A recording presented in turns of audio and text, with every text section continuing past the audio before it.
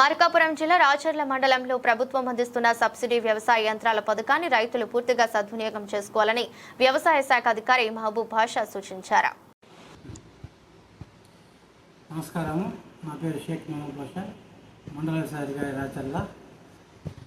ముఖ్యంగా వ్యవసాయంలో యాంత్రీకరణ అనేది రైతులకు చాలా ముఖ్య భూమిక పోషిస్తుంది. అధిక దిగుబడులు సాధించడానికి, అలాగే ప్రస్తుతం ఉన్న తరుణంలో కూలీల కొరత నివారించడానికి ఈ వ్యవసాయ యాంత్రీకరణ అనేది చాలా రైతులకు అవసరము. అందులో భాగంగానే మనకు ఆంధ్రప్రదేశ్ ప్రభుత్వం వారు వ్యవసాయ శాఖ ద్వారా వ్యవసాయ యాంత్రీకరణ పథకము ద్వారా మనకి వివిధ యంత్ర పరికరాలు మనం సబ్సిడీలో అందజేస్తూ ఉన్నాము.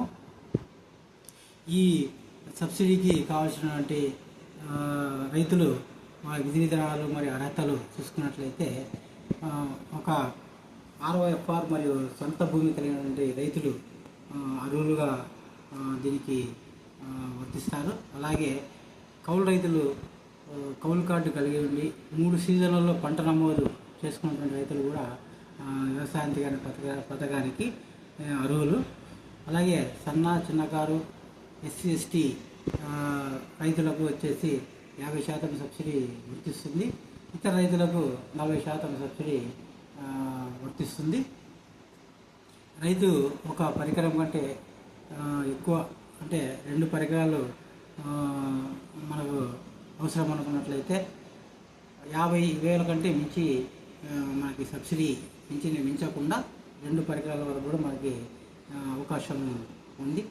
అలాగే ఈ రైతులు కావాల్సిన రైతులు రైతు సేవా కేంద్రాల్లో ఉన్నటువంటి వ్యవసాయ సహాయకులు లేదా ఉద్యాన సహాయకులు వారిని సంప్రదించినట్లయితే మీ యొక్క ల్యాండ్ డాక్యుమెంట్స్, ట్రాక్టర్ RC, అలాగే ఆధారు, ఇవన్నీ పొలం పాస్ పుస్తకము తీసుకున్నట్లయితే ఇవన్నీ తీసుకొని అగ్రికల్చర్ అసిస్టెంట్ కలిసినట్లయితే ఆన్లైన్ ద్వారా మనం నమోదు చేయాలి.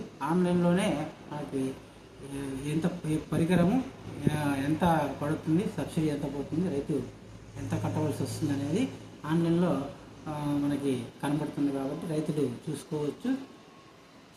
రిజిస్ట్రేషన్ పూర్తిగా అయిన తర్వాత మనకు లాటరీ పద్ధతిలో మనకి రైతులను ఎంపిక చేయవలసి ఉంది. కాబట్టి ప్రభుత్వం వారు ఈ గైడ్లైన్స్ ద్వారా లాటరీ పద్ధతిలో ఎంపిక చేయబడుతుంది.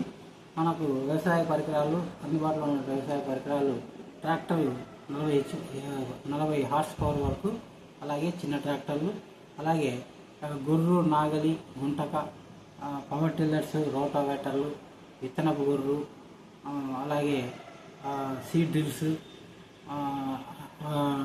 అలాగే పంట కోత అనంతరము నూర్పిడి యంత్రాలు, మనకి వాల్యూ ఎడిషన్ కింద పోస్ట్ హార్వెస్టింగ్ మేనేజ్మెంట్ కింద ఉన్నటువంటి పరికరాలు అన్నీ కూడాను మనం అందిస్తూ ఉన్నాము.